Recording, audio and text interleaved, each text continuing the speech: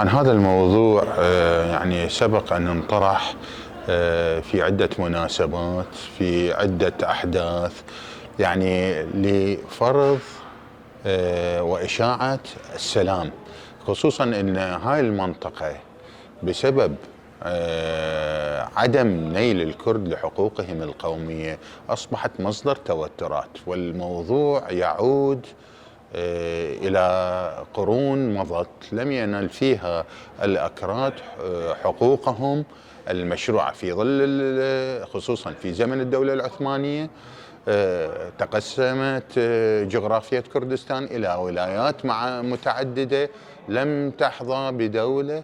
تنفس الكرد الصعداء بعد الحرب العالمية الأولى، وما تم منادات بتشكيل دولة خاصة بالأكراد بموجب معاهدة السفير، إلا أنه سرعان ما تبددت الآمال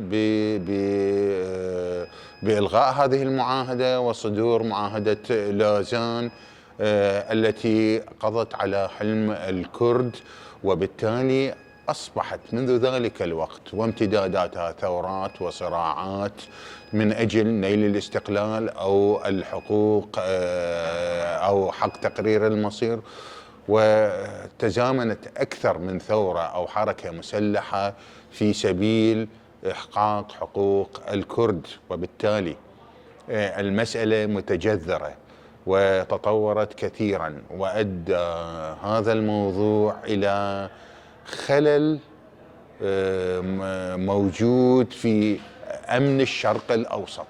طالما لا يوجد حق تقرير مصير للكرد في منطقة الشرق الأوسط، التدخلات هي كل الدول تعتبر بسبب جغرافية كردستان المقسمة بين العراق وتركيا وإيران وسوريا، تنظر حكومات تلك الدول بعين الريبة والشك إلى القضية الكردية، وتعتبر أن الطرف الكردي طرف متمرد، وبالتالي تنظر بعين القلق من تصاعد النعرة القومية لهذه القومية الوحيدة بالعالم التي لم تأخذ حقوقها كدولة. وبالتالي نحن أمام متغيرات كثيرة سببها أنه تغيير الجيوسياسية لهذه المنطقة، ومقبلين على أهداف لأكبر من هذه الدول، تتمثل بوجود انقسامات وانشطارات وقيام دول جديدة. إحدى هذه الدول الجديدة من الممكن أن تكون الدولة الكردية، لكن كلها كانت تنظر إلى هذا الواقع بسبب ما حصل بالعراق من خلال صدور دستور عام 2005 وما ثبت من تجربة الحكم الفيدرالي أو الحكم الاتحادي، وانعكست أيضا في ظل الصراعات والنزاعات التي حدثت في سوريا.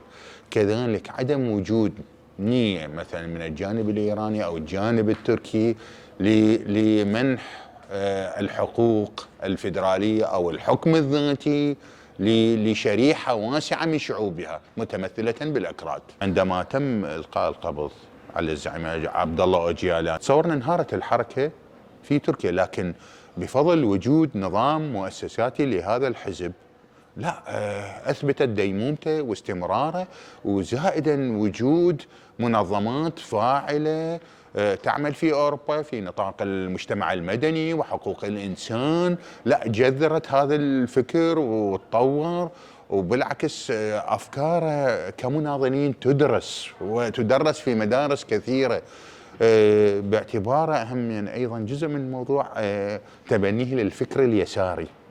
هذا الفكر اليساري يعني بالحقيقة فكر حي يستوعب الشعوب المضطهدة، الطبقات العاملة والمسحوقة والفقيرة والتي لم تحصل على حقوقها لحد الآن.